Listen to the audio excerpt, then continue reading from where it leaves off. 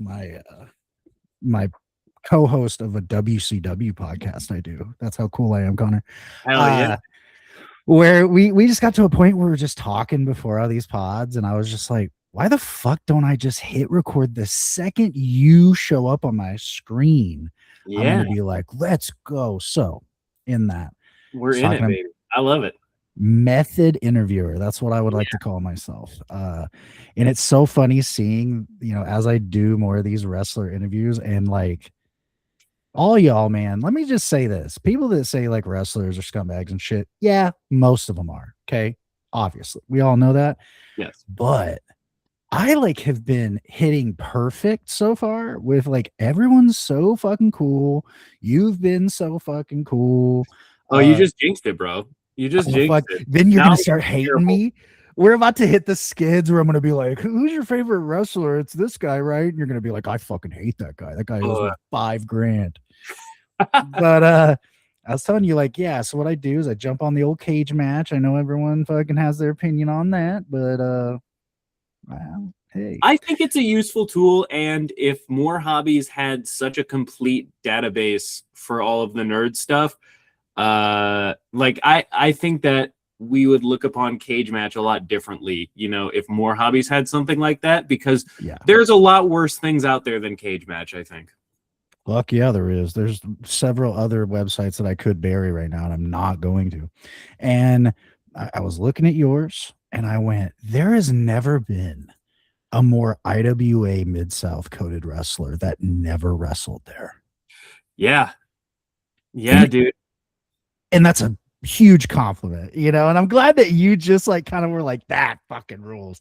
Because you mainly the biggest thing, right, is where you are located. I mean, that's prime fucking IWA Mid-South area, dude. Oh yeah, man. You've been on those shows. I'm a stone's throw from Morris, where a bunch of IWA Mid-South stuff, Midlow, Joliet, oh yeah, man. I never got the opportunity to. There was a time where I had messaged them because I was still super green in, and I had messaged them trying to get on before I realized that the only way to actually get on shows was to just go to them. Right. And so I never and then they folded, several times immediately. Yeah. So I never got the chance to, but it's always going to be my biggest, what if. Yeah. That's some guys that I've talked to that are like, fuck, I really wanted to wrestle Chikara and all those, there's feels like fucking prestige, right? Geez, it's not even old companies, but yeah, you definitely, you are so just a road warrior, dude. I saw how it seems like right as the pandemic ended, you just went, you know what, dude, I'm jumping on the ground and I'm getting out there. We're going to figure this shit out. So, the main thing is, what was it like training with Christian Rose, who I actually know a little bit about as a huge St. Louis Anarchy fan? Oh yeah. That miserable old bastard. Man, he, honestly, I credit a lot of the wrestler that I am today to Christian Rose, which, is obvious in his training, but the guy has, despite my issues with him, has such a mind for the business, and just, I think he would be quick to say this too, that we think alike very much in terms of structure and ideas, involving a lot of the creative side. So more than anything, I really credit him with gifting me the tools of a lot of the more creative stuff in wrestling. And then because he can teach bumps and rolls and, whatever. But I think that's really what he thrives in, is some of the more higher level thinking of professional wrestling. And so I credit a lot of other people, with teaching me the fundamentals and stuff. And then it really kind of was him that gave me that polish, to really become a full professional wrestler. Yeah, and I will tell you that I actually watched was it Reset Button from ZOWA? I threw that. Oh my god, yeah. And you wrestled him in that, and it was so crazy because I got into your stuff through Jim Fannin, which we'll totally get into that clearly, but Hell yeah. WrestleArts and shit. And so I hadn't seen your older stuff, and I was like, my whole judge of a wrestler. No one has. That's the thing. Right, dude. No one Well, has. I gotta get into ZOWA because there's like a whole like weird IWTV's subculture, I feel like, right? Of like Yeah. the really like lesser talked about promotions. And like to me, number one is fucking ZOWA, you know. It really is. And I think obviously because it would be like the last promotion when you're scrolling and you're like depression scrolling through IWTV. There's like 10 of us that understand what I'm talking about, but I am one of them. And I'm glad to see that you clearly are as well. I like that. Dude, yeah. I know exactly what you're talking about. You scroll all the way to the bottom, you find ZOWA and you go, oh hell, why not? And then you see that they have shows named like Steamed Hams or a weird Mars Volta reference or like just the most off the wall shit you've ever heard of. Love it, dude. And it is in the like just the weirdest place you've ever seen a show in your life. Like a lot of, well, you know what I love about it too is a lot of outside of a building. That's one of my favorites of indie wrestling. Yep. It's a lot outside the door. Yeah. Oh yeah. It's a lot of what I like to describe as like Street Fighter stages where it's like there's a ring in front of a thing. There are some shows on like the ZOWA archives that are literally outside of a bar in front of a cornfield, and like the cornfield is the entire background. And honestly, the thing I love the most about it is like ZOWA doesn't ever try to pretend to be something that it's not. Like, it is something, it is for the live audience, and it is for the like, it's for family, you know, it's not super violent or intense most of the time. It's very goofy actually a lot of the time, but has good wrestling and good storytelling. I don't know, like for me it was the perfect place for me to come up because it was honestly, they have their own like mini territory there. They have their roster of guys, they have a bunch of regular shows that they do, and so like the first few years of my career, I like just spent under that wing, like learning from guys like Bucky Collins, learning from Christian Rose, you know, from Rough Crossing, from Stephen Wolf, like Stephen Wolf, dude. Yeah. All sorts of dudes coming through there and just kind of like, you know, just kind of showing me the ropes without me really having to like leave that area, which I think is why I kind of didn't leave ZOWA for a while. Yeah, you were there. I mean, you still like pop in and do stuff. So it's always gonna be home. Yeah, there you go. And I think that that's very important for wrestlers having a home, you know, something that probably is under covered, I guess, in wrestling is that, because I think it is the difference between succeeding and failing and getting better and evolving. And that was the thing that really led me to you on the Reset Button show, which was a pandemic show. I do believe it might have been your first pandemic show from ZOWA or ZOWA. Yeah, and you wrestled Christian first round, and it was really interesting to see, like, you know, if you know what you're watching, of him just being like, all right, now do that. And literally, you just like in the middle of a match are getting better. And then you wrestle Bucky Collins in the finals. And dude, that guy rules. Like, he is kicking ass, man. Bucky is like the greatest wrestler that I feel like no one has ever heard of. And that's not a knock to him at all. But like, legit, he is the best hand in a world of good hands. And like, we literally have a saying at ZOWA. Like, this is me pulling the doors of the locker room all the way open, but like, Bucky don't have bad matches. Like, it just does not happen. And if you have a bad match with Bucky Collins, that is your fault, because I have seen him have a lot of people's best matches, like just straight up. Dude, he fucking had a banger with you in 2020 for that freaking what was that, the Mr. ZOWA award, I believe? For the ZOWA Live Championship. It was the first championship I ever won. Yeah, dude. And it's funny too, because that was the whole thing, is, you know, even watching those older shows of yours, it's like, you were Connor Hopkins then, you just had to find it. you know, and that's a thing that I think separates people that are good to great and people that just sort of like are that one note. And so that's fun to watch with you. And you know, you mentioned Christian Rose and all of that. That did lead you to St. Louis Anarchy. And I saw you in the Mega Bowl match, I believe, last Yeah. year. Yeah, And like man. St. Louis Anarchy feels like a place that if you're a young wrestler, you walk in the back and you like, oh, cool. I just basically got 6 months of in-ring knowledge just being back here today, you know? Yeah. Dude, every time that I have gotten the opportunity to work at St. Louis Anarchy, it's made me immeasurably better.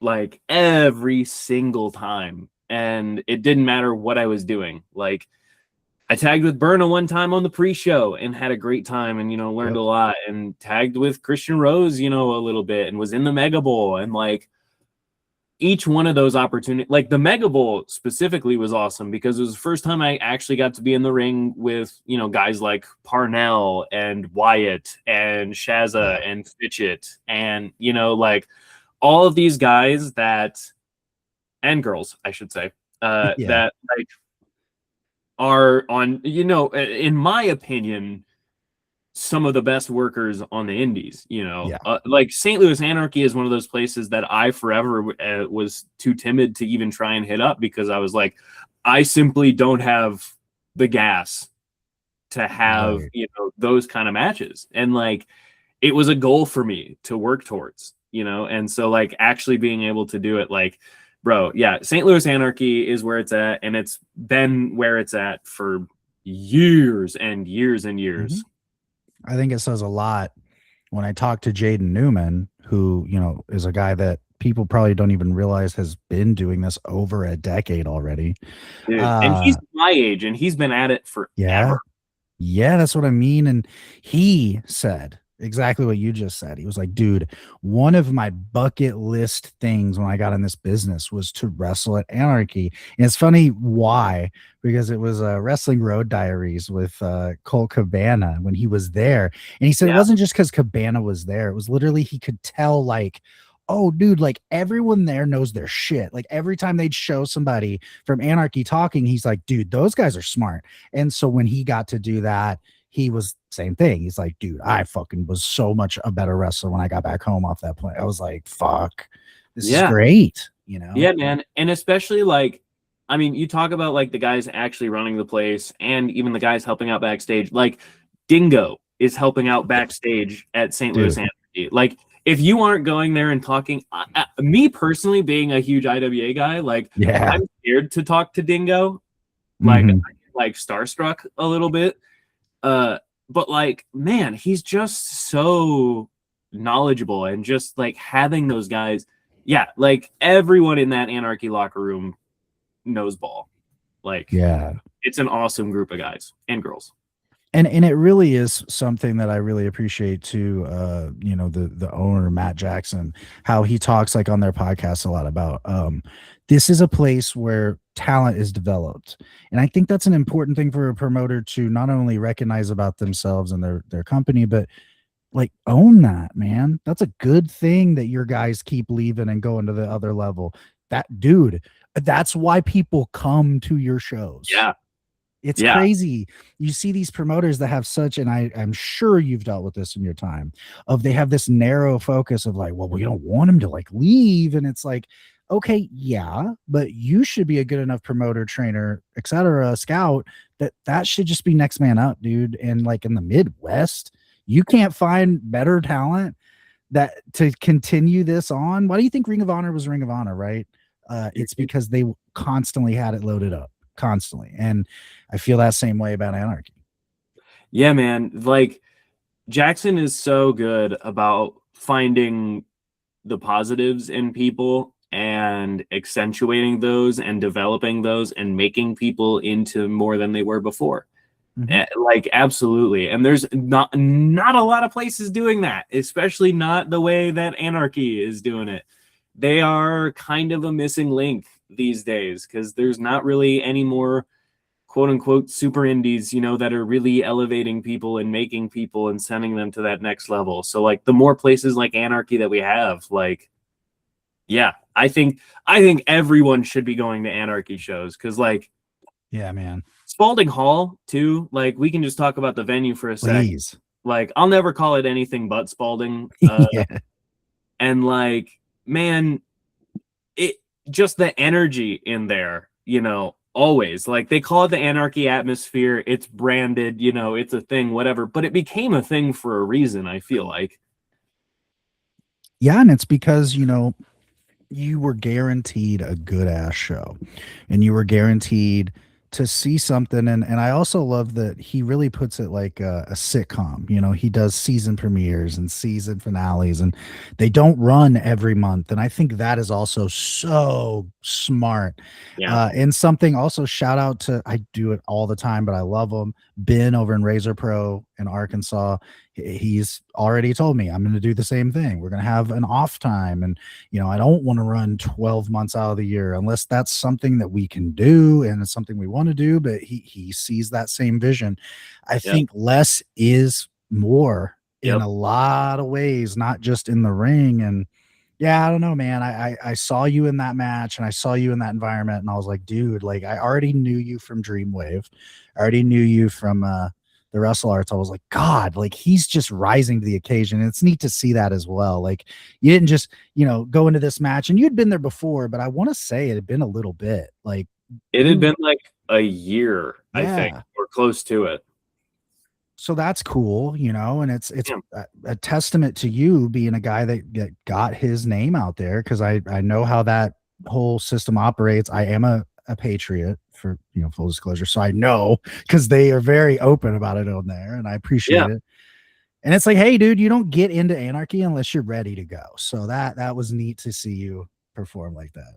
Yeah, man. And like for me to be able to come in and get booked like main card too, it's like, again, like that was a goal of mine from when I started. So like to say that it happened, you know, I'm always going to be happy about that. Yeah, man. And even if the Mega Bowl did end with me getting my shit colossally pushed in by every single member of the opposing team, I would like everyone to forget about that. That was AI. Yeah, that was AI. Matt Not Jackson. real. It didn't happen. They did not hit all of their finishes on me and then pin me 5 style. Yeah, that never happened. I'm going to say this with love, because legitimately I think it's silly when people bitch about this stuff because you're getting free wrestling. But Matt Jackson, yes, very technologically advanced. The man that had no sound on his hard cam last show. We love you though, dude. We get it. But yeah, he would AI Connor Hopkins getting his ass whooped. But anywho, so I mentioned Dreamwave. I feel like that kind of is where you really blossomed and have kind of become their top guy, not just obviously because you are the champion, but you've wrestled kind of your biggest opponents there. How do you explain like Dreamwave kind of just jumped back into the scene? Because I recall them, you know, years ago, but this is like a relaunch, correct? Yeah. So they had existed up until 2016. Took some time off. They ran a kind of reunion show in 2019 and then fully launched again in August of 22. Okay. And at the time, myself, Christian Rose, Damian Deschain, and Brooks Berna, we were those damn coyotes. And we had been doing that. And Jay, the owner of Dreamwave, was interested in the Coyotes because, you know, Christian Rose had been his top guy for years upon years before the shutdown. And so it just kind of made sense. You know, we were an already made act. Like we had already been doing it. The dynamic was already there. We had the logos, the brand, you know, the whole thing. And so that was kind of the in from the get-go. And then from there, it was kind of just up to us to see what happened. You know, Rose won the title, and so we kind of got elevated because of that. But, like, really, Jay was the first person ever in wrestling to truly take a chance on me, I would say. Yeah. Like, he was the first guy to actually give me these high-profile matches and put me in positions, you know, to succeed or to fail. And, like, thankfully, I feel like I've somewhat risen to the occasion every single time, you know, like keeps happening, so I must not be too terribly off yet. No. But like, yeah, I mean, I credit it all to Jay, really, and he is big on you want to talk about elevating people, like Jay, I think kind of takes some sort of sick pleasure in doing it, like in Right? sabotaging his own rosters by making people too popular. Because like the work that he's been doing with Uprising has been incredible, and so Yeah. like I don't know, he's a fantastic promoter and he's great to work for. So like I'm more than happy. You know, when I was living in Iowa for years, and decided I needed to get out of there because man, fuck Iowa. I was gonna say But it's fucking I've been there. Yeah, I get yeah, it. uh, and the reason why I chose LaSalle is because I was like, Dreamwave is the only place that is, you know, that might give me the ball here. Like, I'd be a fool not to try and run with it. And thankfully, it's kind of worked out for me. I think it's worked out unbelievably, and I really loved the recent no holds barred match you had with Channing Thomas, dude. That really like I knew of you, I liked you, but that was when I was like, this dude gets it, and he gets like how to like make this more than just a match, and that's hard. Oh, well, thank you, dude. I appreciate it. Yeah, I love working with Channing. Like, I think he's one of my best rivals. he's You know, awesome. Yeah, he's fantastic. And the fact that the LaSalle audience loves him and Bacabella so much, like, yeah. it makes my job easy, you Hmm. know, to be a despicable like, I'm the hometown guy and I'm getting booed out of the building Yeah, for the flight with the manager who are also heels. Like, I don't know. yeah, I think it was a really fun bit of, and also like I'm an old school kind of guy. Channing is definitely an old school kind of guy. And so like I feel like we have good chemistry as far as just, hey, let's just go out there and fight and like get physical and see what happens. Like, yeah, yeah. I enjoyed that no holds barred match, and not just because I won. But I think it was Right. I love a trilogy in wrestling. I'm all about a trilogy. And Same. yeah, that was a decent little trilogy. Yeah, that was great, and I love that building in LaSalle. Like it just has a beautiful. I can just feel the energy through just the footage, and that's when you know it's good. Yeah, man. It is like the KC Club has been our home the entire time. Yeah. And the energy in that building, like I gotta be in there as soon as I possibly can on show day because I just want to like feel it the whole time. Like you gotta go Yeah. to a show there if you can, because man, oh man, when it gets popping too, it is loud in there. Yeah. Yeah, no, I would love that. I've only driven on or ridden on a Greyhound through LaSalle and all that area, and of course that was miserable. Oh But yeah. it reminds me of home because I'm from rural Arkansas, and let me tell you, there's some small fucking towns there, man. And while that is annoying or like depressing, there is kind of like a pristine nature to it. You know what I mean? It's to me it is peaceful. I understand why people would think otherwise, but also I've been a small town guy my entire life, and Yeah. so like I don't know, LaSalle for me, the fact that it has such a great wrestling like Yeah. crowd and audience, that goes a long way as far as what I think of, you know, at least the people that live in these small towns all over. Yeah. Um, one of the other things that I really liked about you when I dove a little deeper was that you did a mini documentary called Debut Mhm. about someone you already mentioned, Damian DeShane. Yeah. And dude, I fucking love it. It was really well done. I really it felt like I was watching some like BBC doc, and I'm really not even kidding. Like some of the like shots that you chose, I was like, okay, yeah, no, this dude really cares and gets it. And it was well done. And one of those things that Damien, not a fail story, not like a tragedy, like he's still going strong Yeah. correctly. Like yeah, and you know what? When you were like when you get to the end and it's the match, like brother could go. Like I'm like, damn, for first match, like that's way better than some people that are on TV. Okay, like so that had to be a crazy experience though. Oh man, yeah, and like Damien's a good friend of mine and was before he even started trying to be a wrestler, you know, he was reffing and stuff. And like so that was my senior project for college. And Yeah. so I drove from Iowa where I was going to school all the way to LaSalle for like every weekend for a month straight to Oh, film this documentary.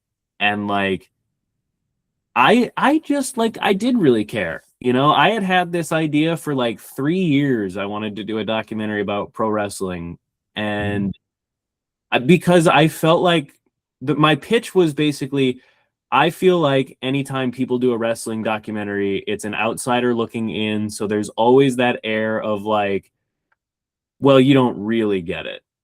And Yeah. so I just wanted to tell an honest story about like, even if you don't know anything about wrestling, you can still relate to, I spent so much time working towards this goal and now I'm accomplishing this. Like, you know, it's the story of someone chasing their dreams and like how often, you know, do you get to actually experience that? So like, Yeah. I feel like it, for me, it was such a fun experience. And the fact that like I did it all on my own, like it was all shot, edited, whatever by me. So I was it was something that I was very proud of at the time. And actually, you know, like got to send it to a few film festivals and it won a few Me. awards and just like kind Mhm. of, you know, it was on Iowa PBS. Yeah, That is so cool, dude. Yeah. it was super fun and like a crazy thing that I never, you know, would have thought could have happened. You know, in especially in my college career, but Yeah. it's a fun thing that I'm glad people still go back and watch and enjoy. Like that's all that I wanted was just to make something that like is actually watchable and decent and contributes to pro wrestling, you know, as a whole. Yeah. It is a positive wrestling story, you know, and that's something that you don't get a lot of. So that was another part of it that I really appreciated. And so in doing that, and of course in doing research for you, I jumped on the Jim Fannin podcast and your episode, which is tremendous. You want to talk about first off, to just to ruin kayfabe for him. Jim, one of the very first interviews I ever got to do, and very similar to how he got to manage you from what he told me, where I was like, I really would love to talk to Jim Fannin. And then somebody finally just was like, well, fucking DM it. And I went, well, I don't and then I just DM'd him one day because I was just like, I'm just doing it. And Jim's like, actually, that'd be amazing because I'm coming back to the business, and like pitched me the whole like, man, now there's this kid Connor Hopkins and blah blah blah. And I'm like, wow. And so did that. He's so nice. However, Jim can speak a He can. long time. He loves to tell a story. And I appreciate that very much about Jim. I know he Yeah, might actually listen to this. he will. And so like I genuinely it's all this has all been a fever dream to me. You know, Yeah. this is some bucket list type shit that wasn't even on the bucket list because I didn't know it was possible. But Hmm. when I like heard rumblings, I kind of heard through like Manawa, you know, like Fannin might be coming back. And again, I'm the biggest IWA Mid South mark that probably still exists. I was Same. like, dude, do you think he'd manage me? Like, I'm doing stuff in Indiana now. I think he's in Illinois. It might work out, it might not.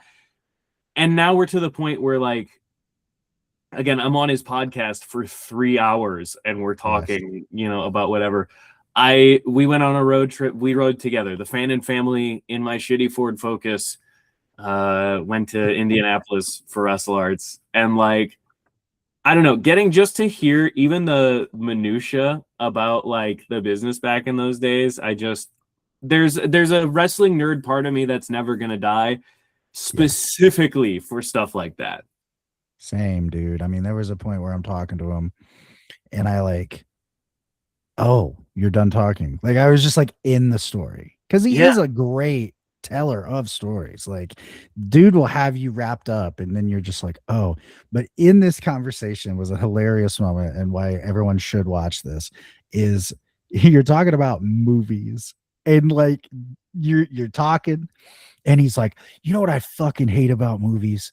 Don't make me book the movie. And your face, you're just like, I love those movies. Those are my favorite movies, Joe. But you like, you just can't. You're like, I'm not gonna fucking argue with this legend. And it was really cool though, because Jim's the best about. He'll cut a promo, right? Like, Oh my I feel god, like dude. what this is the appeal of Jim Fannin, and I really never put it into this context till really right this second. He's like what Jim Cornette should be. Like, he's old school, but he's cool as fuck, and he's accessible, and he's open, and he's never gonna judge you for something. He's always gonna, but he will tell you if he thinks it's fucking shit. Yeah. That's And it. like, he has the mindset of a guy who has, been there, done that in terms of some shit in wrestling. And like, I love that he's receptive to my ideas. And like, I love too that like he actually comes with his own ideas as well. Like, he is Yeah. actually wanting to be a part of things. And like, yeah, he's such a wealth of information, even just from the thing, like, even if he didn't already know a ton about wrestling, just from the stuff that he's experienced alone, like, that's enough Yeah. to, like, give you some pretty serious street cred. Like, Terry Funk was just named the greatest wrestler ever, which, yeah, hard agree on. I can agree with Yeah. that. Uh-huh. And like, Fannin has worked with Terry Funk. Yeah. Like, Fannin managed Chris Candido. Fannin managed Chris Hero. Fannin, Yeah. like, he's got all of these like insane names. Anyone who went through that territory at that time, and it's just like, you'd be foolish not to sit and listen to the guy, Yeah. because you're gonna pick up something. Well, and the thing that I love about him is, he'll tell you, like, I don't get it, this style or that idea, but he's smart enough to like hear a crowd and go, but they're eating it up. So what the fuck do I know? You should do that. And but you should add this old school element. And the thing, it's really funny about the GWE thing. He messages me and he's like, this shit's starting to become a thing. I'm thinking about doing a ballot. Who gives a fuck about Jim Fannin's opinion? And I said, a lot of people. And Yeah, like, actually, a lot of people. if you send that in, and I said, what's important about your ballot though, is that you're gonna kind of cancel out those people that are a little more surface level, and it's really gonna make the whole process more accurate. And he's like, well, and then he finally did it, and I was very excited about that.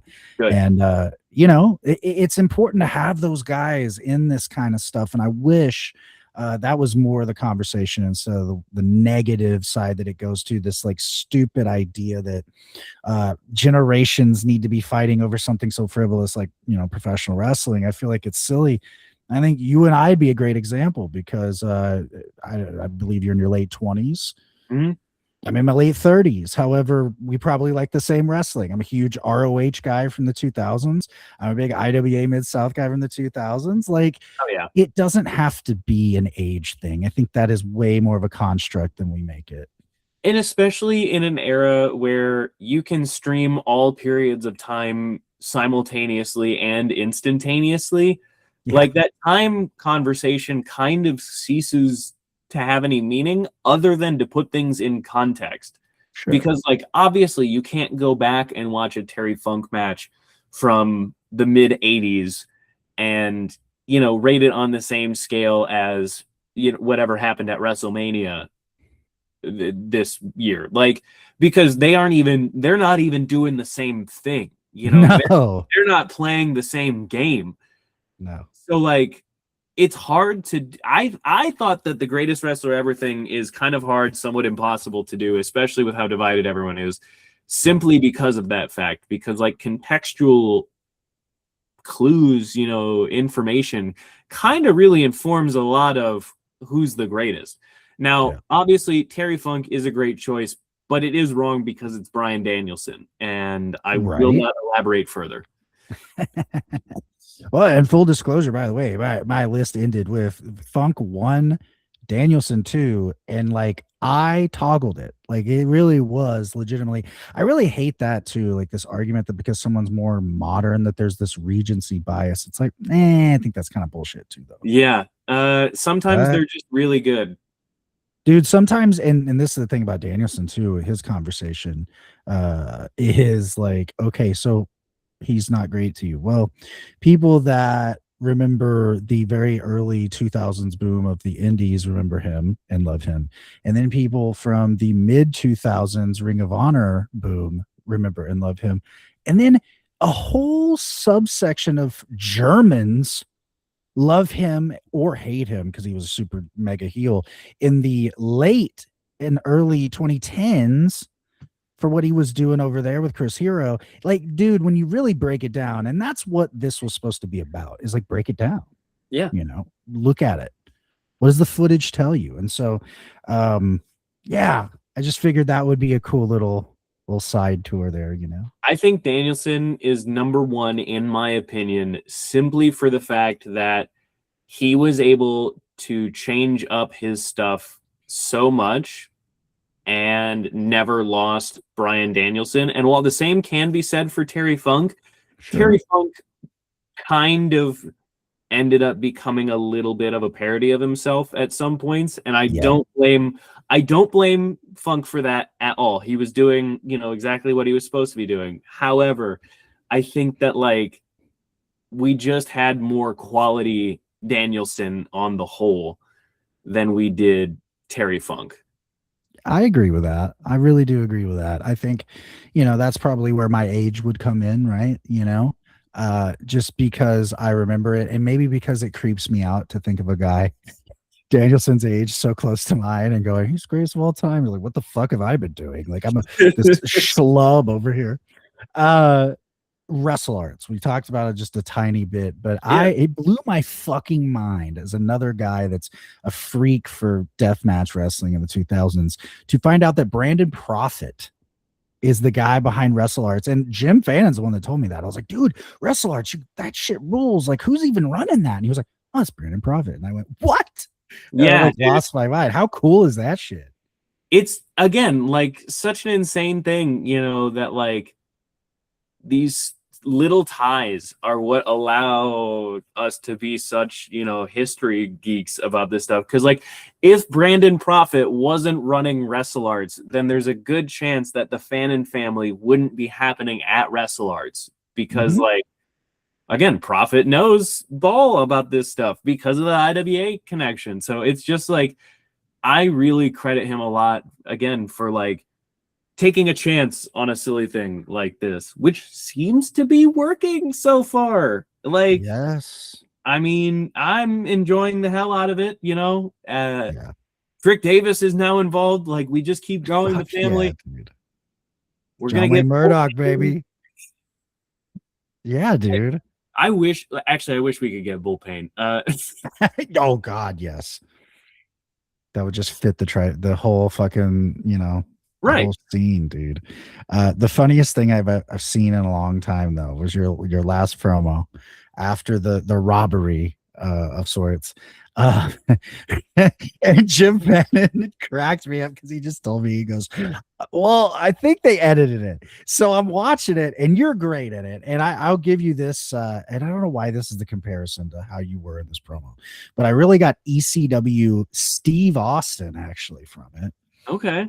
And what I mean is you're so like frantic, and like if you go back and you watch that shit, it has like this like lunacy to it. What he was doing is the whole gimmick is he got fired, so it's like fuck you. And of course that's the same energy you have. And so you're doing that and you're in the foreground, you're cutting a great promo, Jim's cutting a great promo, and everyone's like doing their shit, and Ben Rich is just standing there. And I said he's doing a great Silent Bob, and Jim's like, I swear he said something, and they cut it out. I fucking died of laughing. I watched it like 3 different fucking times. I was like, this is fucking amazing. They did my man Ben Rich so dirty. He did have some lines in the director's cut. I need that director's cut. Whoever, hey, Brandon, you don't know me. Oh shit, man. It fucking Release Ben's the so Ben great Rich too. cut of the Fannin Family. Yeah, the Ben Rich tape. Come on, put it out on VHS even. Fuck it, I'll buy it. I'll find a way. Oh man, tremendous. And that's why the Fannin thing works, because he thinks unlike anybody else I think I've ever talked to with wrestling. And it's just an old school throwback thing. Yeah. Like, not a lot of guys are doing managers, not a lot of guys are doing like just straight up goofy kind of heel shtick at a high level. Like, it just works. It works, man. And again, a guy that I think that people don't really understand that you are multifaceted. Like you can fucking go on the mat a little bit. You were, a wrestler at one point in high school. I saw in an interview that you did, and you're an athlete. Like, I really hope people get to a point, if they haven't already gotten there, to where they can go, hey, dude, this guy can go. And I did see you in like a crazy ZOWA show where it was no ropes and it was like the shoot fight thing, dude. Oh my God. And that shit was tremendous. Dude, that's like, again, well, I appreciate the compliment. I do pride myself, like, yeah, I've been an athlete my entire life. It's why I like wrestling to begin with, so I do try to be as multifaceted as possible. Like, whatever you need me for, I'm there. If you need me to go out and have a 20-minute like actual wrestling match with high spots and like, I'll complain, but I'll do it. If you need me to go out and show face and just be a bump guy and be insane and whatever, cool, I can do that. If you need me to make some stupid concept work, and as long as I can do it the way that I want to do it, man, I'll give it a shot. Like that no ropes thing, my whole bit was, what if a shitty slime ball pro wrestling style heel was put into a blood sport tournament? Like, yeah, loved it. No, thank you. That, like, that's what I love about ZOWA too, is it just lets me lets me try stuff out. Yeah, man. And again, it shows, but I hope that promotions take note of that, because I want to see you in other environments. I think that it's interesting to think about the Midwest scene, because there's a lot of really good places, but I do think that there's also kind of like this, I don't want to say homogenization, because I think overall that's the biggest problem. And I would love to see you in like weird fucking matches, right? Like I want to see you in there with like a tankman. I want to see you in there with, fucking like weird shit. And I tend to see that, promotions like to, and I understand it, because it's like the thing that sells tickets maybe is like the like guy that can go versus the guy that can go. And it's like, that's cool, but like a thing that I really loved was you and Colby Carino, because you guys turned that on its head and you were like, nah, bro, like we're old school working motherfuckers too. And that's what I want to see, Yeah, man, that's what I'm all about, dude. I'm tired of getting pigeonholed as, the heading into intermission, put on a good match guy. Like, there's plenty of guys who you can just have go put on a good match. Like, let me do something fucking weird. This past weekend in Rochester, Minnesota, for Madhouse Wrestling, I wrestled my mortal enemy Badger Briggs in a Justice is Blind match, which involved a blind referee and all safety-proofed weapons.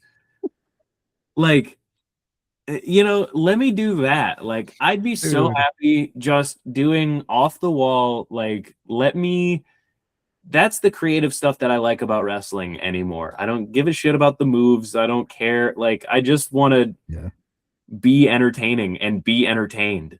Because at a certain point, you kind of get bored by just wrestling. Oh, dude, I couldn't imagine. And you really hit it on the head in that podcast with Jim, where you're like talking about, actually, oddly enough, how Spider Nate Webb did the intro video to TPI 2004. And just how like that, we need that more. And I agree, like overall, we need to really look at the other than wrestling aspect of wrestling way fucking more than we do. And it's not a fan thing, because I do find that fans have voiced this interest and want.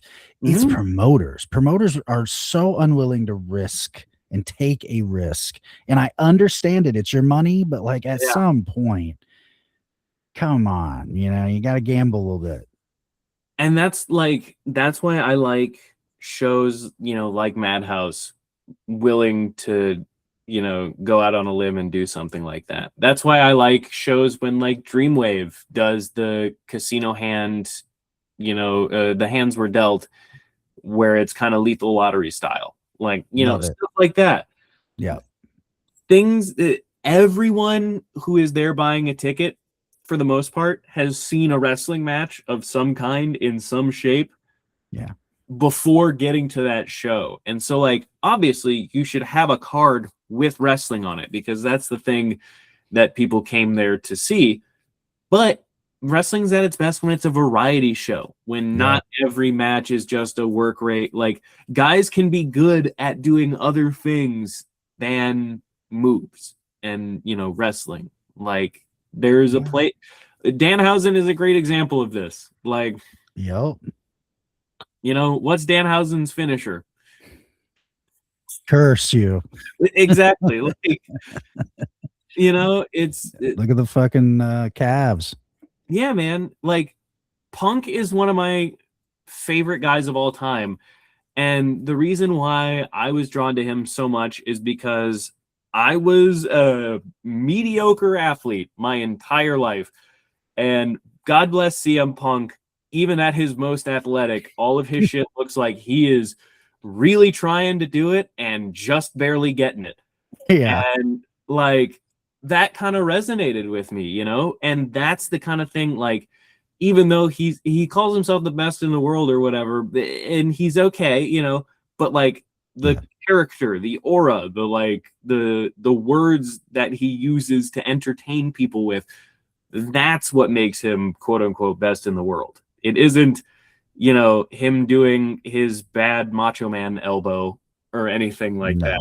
Like, and I say that as a Punk guy. Like, you can check the receipts. I'm a big CM Punk guy. Yes, I did watch. I think it was actually the Colby Carino match where you did his entrance, and I was like, yeah, I had that for a minute. But then you also, and I appreciate it. You did the Nigel.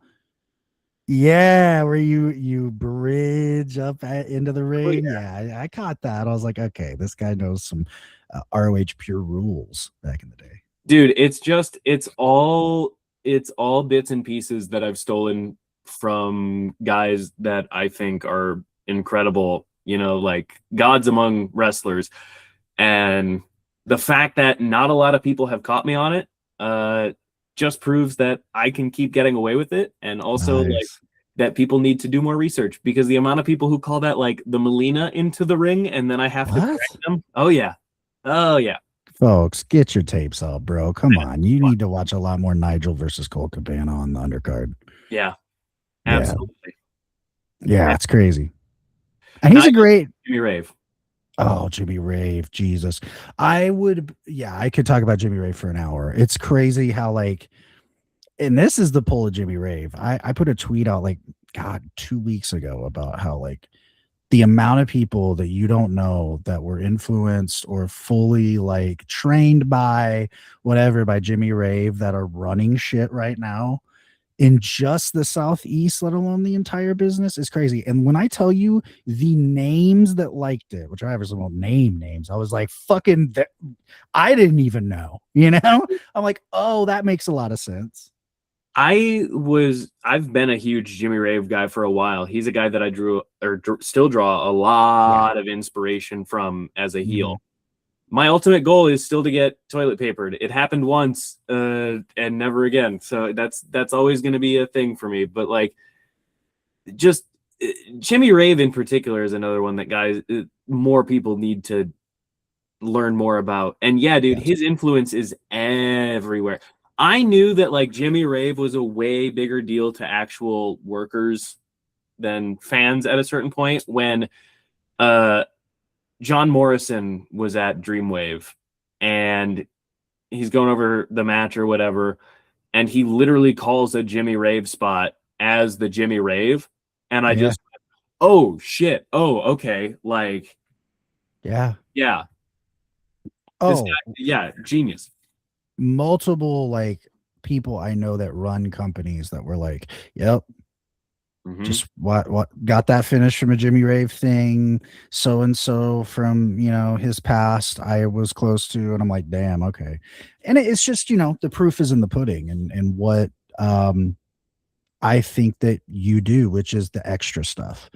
You know, I was talking to, and this is like heavily Jim Fannin, but he's kind of, you know, he was my conduit to you. And, you know, I had said something like, hey, I got Connor coming up this week in an interview. And he was like, oh, you're going to love it. Kid's great. And legitimately said, if he's given any chance at all, his ceiling is unlimited. And I was like, oh, without a doubt. And the thing that I love about you, because I am also an old drama kid, and I always spot it. My wife is always like, how you always know? And I'm like, because there's just a thing. It's an attention to detail, it's emotion, it's really understanding what gets people moved. And it's your promos, because of the, it's not even the words, right? It's the facial expressions, it's the word placement, and it's just like, bro, this guy's written some shit. This guy has absolutely had to do terrible dialogue in his day. How Dude, do you yeah. think that really has made you a better wrestler? Oh man, like you nailed the theater thing on the head. Yeah, you're not wrong. It really, like, it teaches you how to embody someone other than yourself, even if that character is yourself, you know? Like, it's just me, but like it allows, I don't know, there's something I can just tap into something else, you know. Connor Hopkins, the guy, is anxious, is insecure, is depressed, you know, hates everything about, well, the hating everything kind of leaks over into the character too. But, you know, like, Yeah. and then having to turn it on and be like, no, now I am, you know, the top guy. Now I am the champion. You know, I have to believe every word that I say. Um, and a lot of times my promos aren't even me having something written down and prepared. It's just, it's a lot of takes, but it is just me kind of working through ideas, you know, and like, okay, how can I say this? And what was that thing that I thought of, you know, to say? But like the theater is really what ties it together, because it is thinking on your feet, having to remember what to say next, and being able to emphasize and dramatize everything at the same time. Like, I think a lot of wrestlers are at a disadvantage if they never did theater before, because that's what we do, baby. It's just Yeah. violent improv theater. That's all it is. And once you learn the rules, it all becomes so much easier. Yeah, man. Like, but I credit my theater stuff to a lot. And to that point, you know, I just did a interview with Darian Bingston, and he's a fucking Shakespeare guy, and he Yeah. straight up said what you just said of the best part about wrestling, or at least when it is the best, is Shakespearean. And if Hmm. you really tap into that, you know, listen, Jericho, you can say what you want. He's one of the greatest of all time, for one. Yeah. And he's right. You know, he's the first one I ever heard that just straight up said it, like wrestling Shakespeare in tights. And he's right. If you can understand what that really means. And yeah, you know, I mean, hey, famous drama kid MJF, brother. Look, hey, Mhm. proof's in the pudding, man. Have you seen that guy shaking up very often?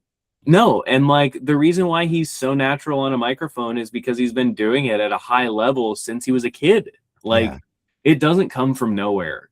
No. I promise you. And yeah, like it really is Shakespeare when you break it down, because it's got violence and tragedy and comedy and, you know, all love and passion and all of these things, these complex ideas tied up. And so like you're doing yourself a disservice if you aren't fully expressing all of those ideas with your body the entire time. Like, again, you have to, it's real. It should be real to you. Mm-hmm. Well, and you know, we mentioned him earlier, Terry Funk. That's his famous thing. Is he's like, oh, that's the trick of, you know, Terry. Like, how are you so good? It's like, because it's real. When I go out there, this is fucking real. Like, you better be ready to go. And that is an aspect to this that I think is getting lost, and something that I'm thankful that people like yourself do, because it's very clear. You know, you're like, hey, listen, man, you're either with the program or you're like, sorry, we're stepping over you today. That's how this has to be, man. Yeah.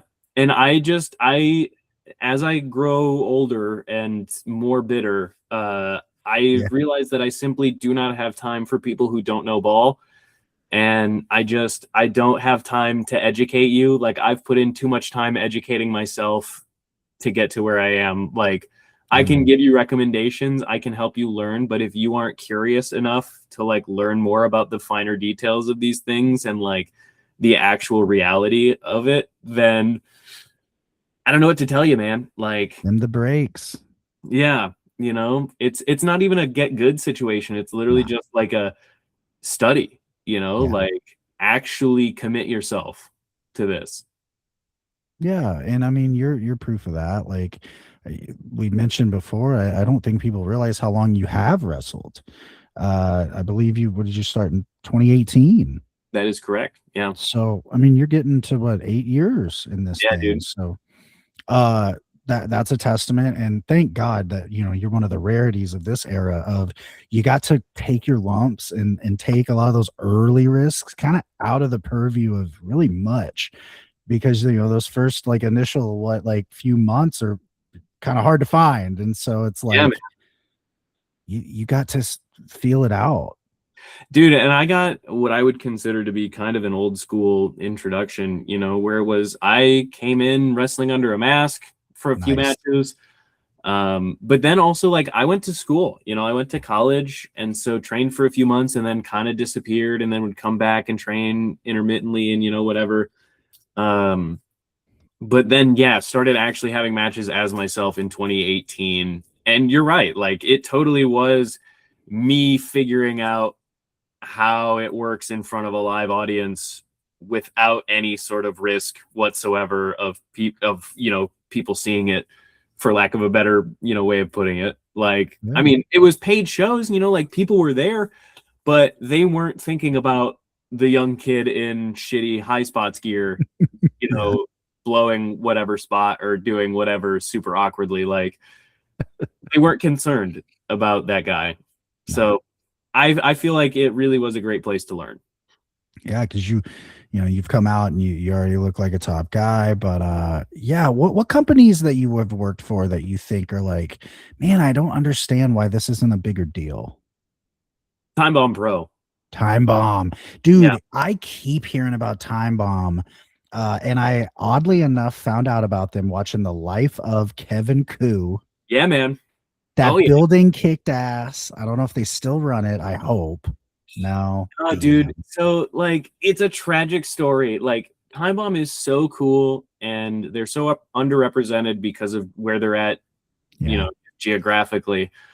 Yeah, that venue, the Sanctuary in Fargo, was so sweet. It was so awesome. Um, Unfortunately, they had to move just because of venue issues or whatever.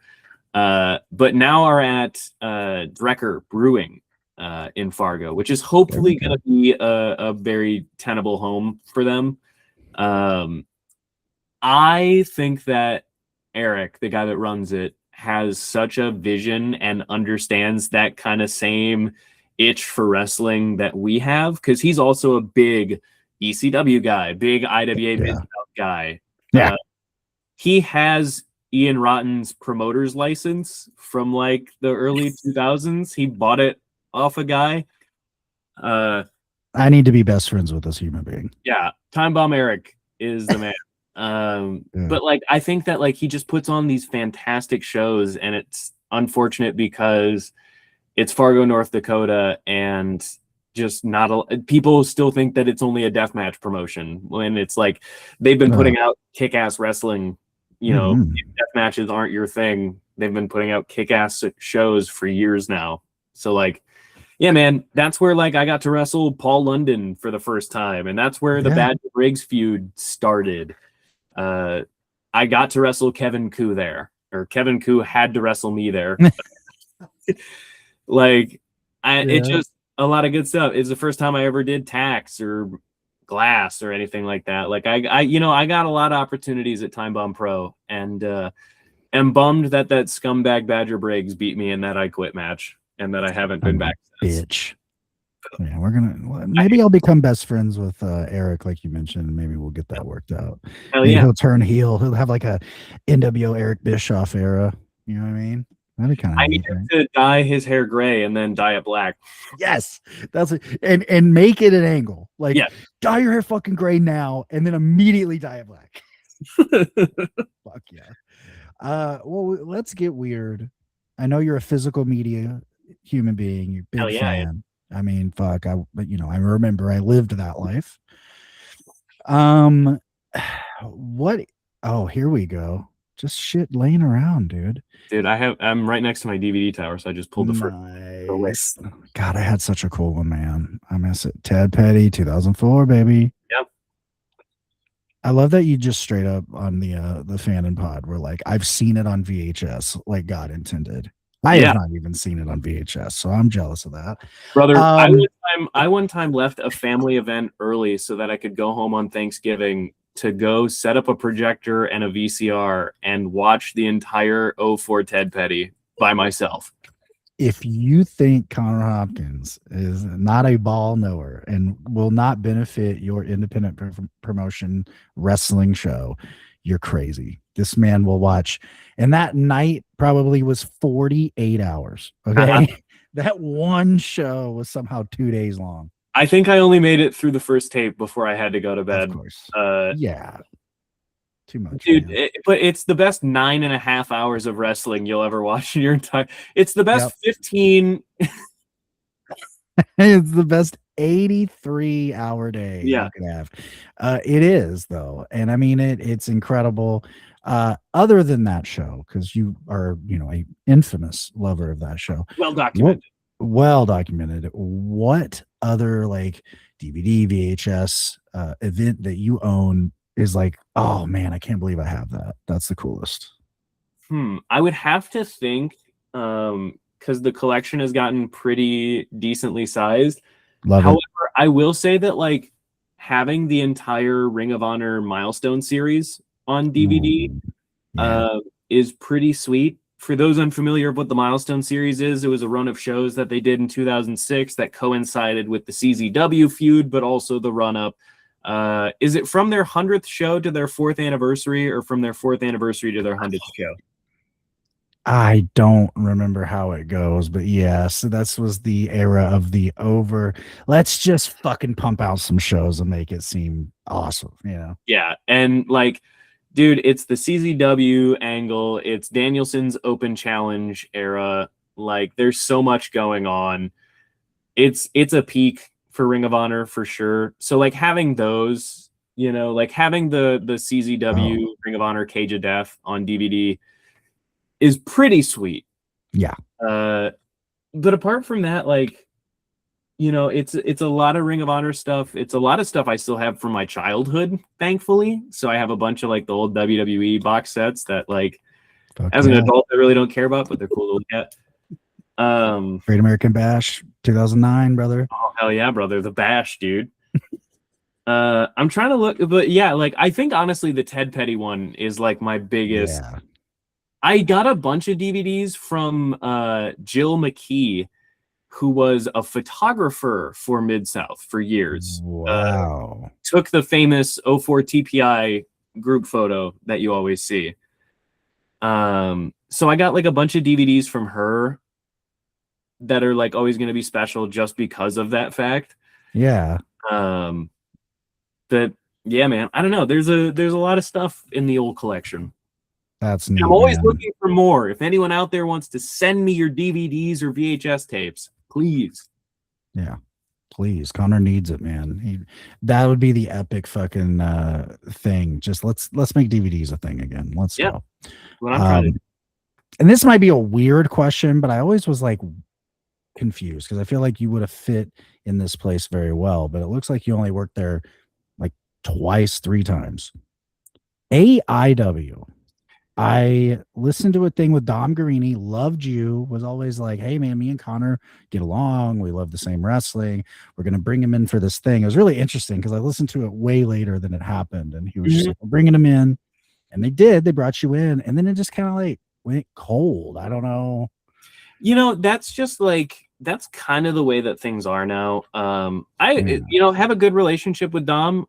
Oh You know, yeah. like, whatever, we're cool. You know, I don't think anyone over there hates me or anything. It's literally just like I kind of got my own thing, and they also with their school and also, you know, just with their roster and the talent pool that they have and the needs that they have, you know, like I'm not ever gonna say never, you know, and I really Yeah. enjoyed the time that I had there. Like I really enjoy the crew over there. It's a lot of really great dudes. And like also talking to Dom Guarini is really cool. Like I just think Yeah. he's also a wealth of information. So yeah, whenever they'll have me, I'll gladly go back and be a miserable little shitbag out in Ohio. Yeah, But you man. know, until then, like that's just kind of the way that wrestling is. You know, sometimes there's a need, sometimes there's not, and it's just kind of happenstance at some Yeah. points as to whether or not it happens. So like, you know, never say never. Yeah, I just find AIW has like a rich history of having guys Oh yeah. in, and they've had like everybody in, so it was neat to see that you'd been there. Period. So Yeah. that was cool. And again, yeah, that's gonna be a goal list thing of mine as like as far as saying I've worked for top companies in the Midwest, like Yeah. being able to say AIW, not bad, pretty good. No, absolutely. Yeah, I mean, that's we went through everything that I had down to talk about. Is there anything else maybe wanted to plug? Obviously your social media. Well, hell, if you're gonna let me plug things, I'll plug away. Yes. Uh, you can find me online on pretty much all social medias at Connor Hopkins 98, CONNOR Hopkins 98. You can check me out on YouTube there too. I have a match playlist that I try to keep updated.